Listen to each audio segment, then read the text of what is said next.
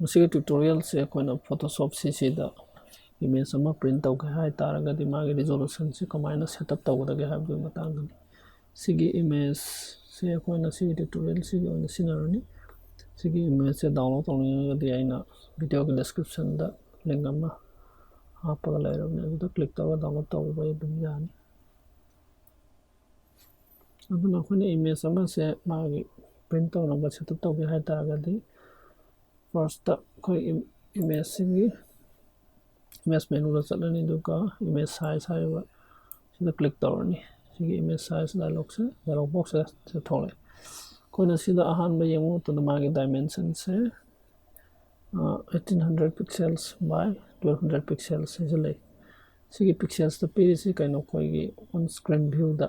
ꯍꯥꯏꯗꯤ ꯁ꯭ꯀ꯭ꯔꯤꯟꯒꯨꯝꯕꯗ ꯌꯦꯡꯕꯗ ꯃꯥꯒꯤ ꯁꯥꯏꯖꯁꯦ ꯄꯤꯛꯁꯦꯜꯗ ꯑꯣꯏꯅ ꯄꯤ ꯑꯗꯨꯕꯨ ꯑꯩꯈꯣꯏꯅ ꯄ꯭ꯔꯤꯟ ꯇꯧꯅꯤꯡꯉꯒꯗꯤ ꯃꯥꯁꯦ ꯃꯥꯒꯤ ꯌꯨꯅꯤꯠ ꯑꯣꯐ ꯃꯦꯖꯔꯃꯦꯟꯁꯦ ꯏꯟꯆꯤꯗ ꯑꯣꯏꯅ ꯑꯣꯏꯔꯛꯑꯅꯤ ꯏꯟꯆꯤ ꯁꯦꯟꯇꯤꯃꯤꯇꯔꯗꯣ ꯑꯩꯈꯣꯏ ꯕꯥꯏ ꯗꯤꯐꯣꯜꯠ ꯃꯥꯁꯦ ꯏꯟꯆꯤ ꯑꯣꯏꯔꯦ ꯑꯗꯨ ꯍꯥꯏꯔꯤꯕ ꯁꯤꯒꯤ ꯏꯃꯦꯖꯁꯦ ꯍꯧꯖꯤꯛꯀꯤ ꯑꯣꯏꯅ ꯃꯥꯒꯤ ꯋꯤꯠꯁꯦ 12 ꯏꯟꯆꯤꯅ ꯑꯄꯥꯛꯄ ꯑꯗꯨꯒ ꯃꯥꯒꯤ ꯍꯥꯏꯠ ꯑꯋꯥꯡꯕꯁꯤꯅ 8 ꯏꯟꯆꯤ ꯑꯣꯏꯔꯦ ꯑꯗꯣ ꯑꯩꯈꯣꯏꯅ ꯔꯤꯖꯣꯂꯨꯁꯟ ꯍꯥꯏꯔꯤꯁꯤ ꯀꯩꯅꯣ ꯍꯥꯏꯇꯥꯔꯒꯗꯤ ꯔꯤꯖꯣꯂꯨꯁꯟ ꯍꯥꯏꯕ ꯐꯤꯜꯁꯦ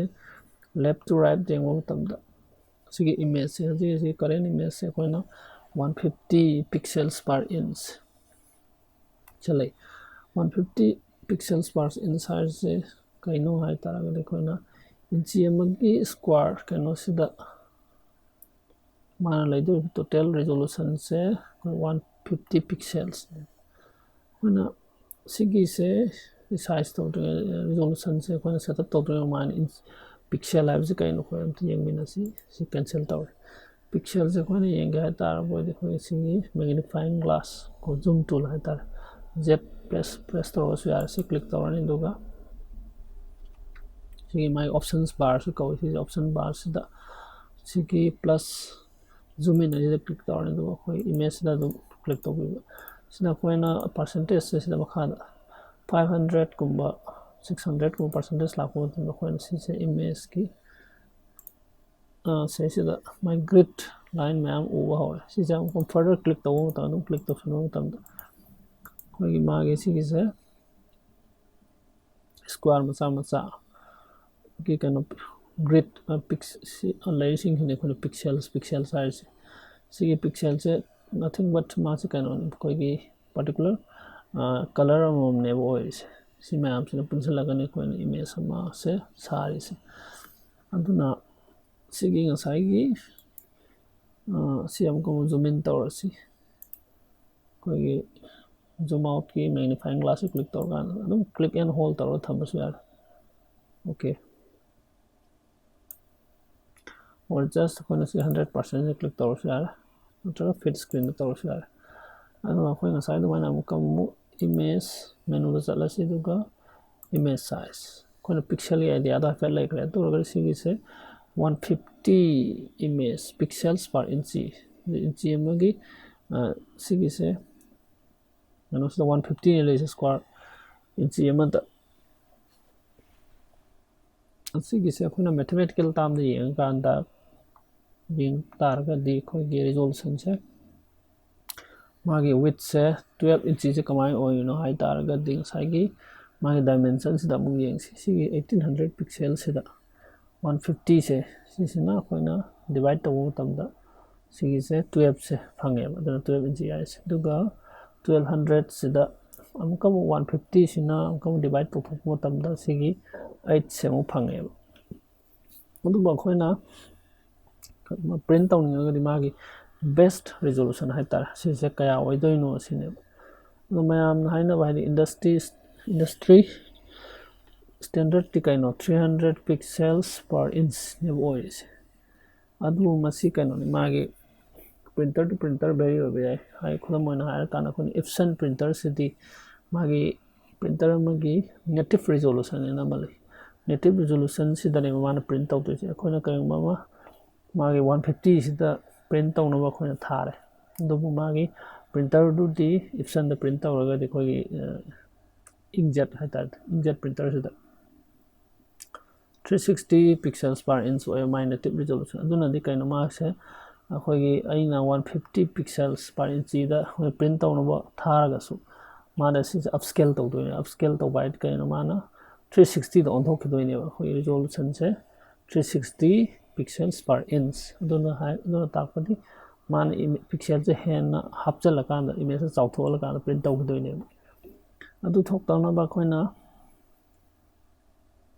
sigi resolution se koina sidagi oina setup tawjag hibduna phayeba haidi mana printer duna tawai mahut pude koina photoshop ki program manung da koina tawhibduna best hai duna atoba printer orga di 300 si dum oiba yar 300 sina ayamba printer khuding makse si oidoine yamta andu tawge aduna 300 industry standard su kawai koina 300 pixels per inch amagi square kano sida 300 oiba 300 se pack tawsandoine squeeze tawsala kana ma print tawdoine adorabidi kana khona photo do print taw matamda sound sharp oiba ko yengbada fajabasi oihandoine aduga khona sida si 150 gumba natra 100 gumba sida print taw boy taragadi image se khona adum lapna yengbadabudi kasu taw thoina kano tawdaba yai adubu naksanna khona closer look yengo tamdi ma se am phajaba khoigi sharp oibado oiroeba duna si se khoina 300 pixels se type tawsi adubu 300 pixels se type taw tamda kana ma width ka height ka se automatically change taw khidoine maramdi width ne height ne resolution ne moi homework se link tawrise aduga yam ho point amana sigi resample se check tawroidabani by default ma tawdre ado khoina si tawbiroidabani si resample se check tawboy oiragadi mage khoigi result kano my dimension si hong gidoine adubo khoidi mage dimension se hongba pamte haibadi 1800 pixels by 1200 pixels se dum oihaning manina kisi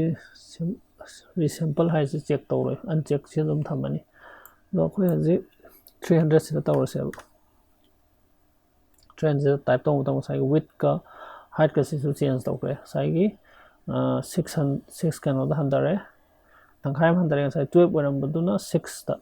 inchi oigre duga height oram baduna si je khoi tangkhai ma resolution me hangalamni na sinau tangkhai handare 4 inchi oigre adu si ne ba khoi na ma 300 pixels ta